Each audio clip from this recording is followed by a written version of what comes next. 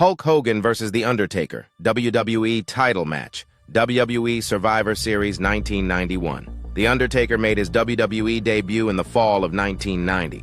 Back then, his undead character was a stark contrast to the rest of the cartoonish gimmicks and characters that permeated the roster at that time. In his televised debut match, Undertaker made quick work of Coco, Beware, and Dusty Rhodes in the Survivor Series elimination match, and he was never really hurt throughout the contest. He was only eliminated by countout when he decided to go after Rhodes. Right there and then, his aura was cemented as he was legitimately terrifying and unlike anyone else on the roster. The Undertaker continued picking up victories, and within a year, he was challenging for the world title.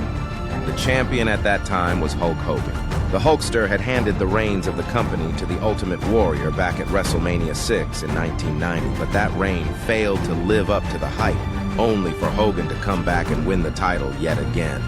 Hulk Hogan vs. Undertaker headlined Survivor Series 1991, and the storyline was actually pretty intriguing as it was the clash of the Titans. The unstoppable force meets the immovable object as Hogan was the superhero, and he was up against a supernatural foe in The Undertaker. Neither Hogan nor The Undertaker were superb in-ring workers, but the match had the big fight feel, and the crowd was into every exchange. The match proceeded, and Undertaker dominated most of the contest, but towards the end, Ric Flair interfered and slid a chair into the ring.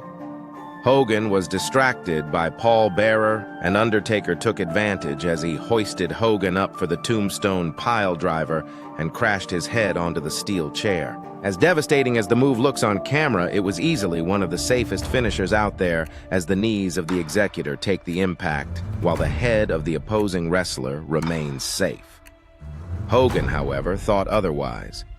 As soon as Undertaker executed his signature move, Hogan whispered, "Ow, you got me, brother," his neck, and Mark Calloway was mortified.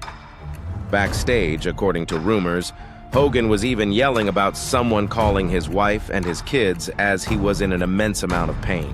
Again, just rumors, but this does sound like something Hogan would do.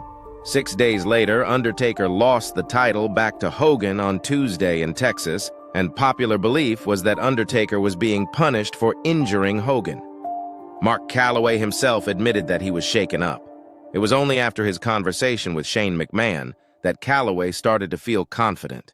Shane McMahon assured The Undertaker that Hogan's head was nowhere near the mat, but the young wrestler still felt a tad guilty. Eventually, Undertaker saw the tape, realized what had happened, and went to confront Hogan. Calloway called Hogan out for lying about his injury, stating that he had watched the tape and his neck was safe all the way through. In response, Hogan cooked up a lame excuse about his neck being jammed due to The Undertaker putting his knees around his head too tightly, and that led to the injury. Calloway did not escalate the issue further, but he got to know what Hogan was really about. Despite this, Undertaker was never really overtly hostile towards Hogan, and whenever they were in the same building, he made sure to say hello and keep business as usual. He did mention that after the little spat, his radar was on high alert whenever Hogan was nearby.